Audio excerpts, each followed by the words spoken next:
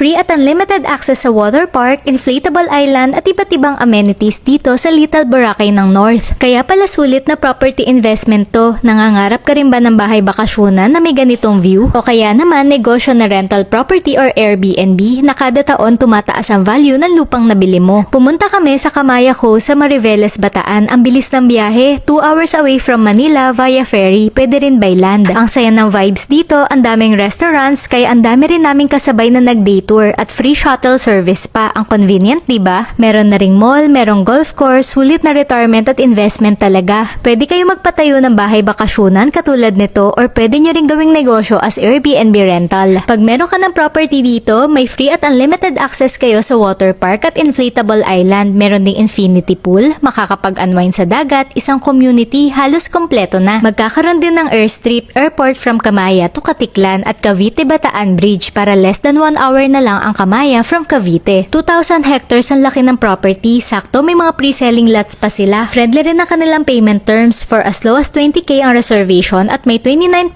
discount pag cash. Meron din silang in-house financing, pwede nyong hulugan up to 20 years. Pwede kayo magpa-arrange ng free tripping sa kanila. Ito yung page ng trusted na nakausap namin. Amenities, nasa Kamaya Coast, Mariveles, Bataan lang yan. Happy investment everyone!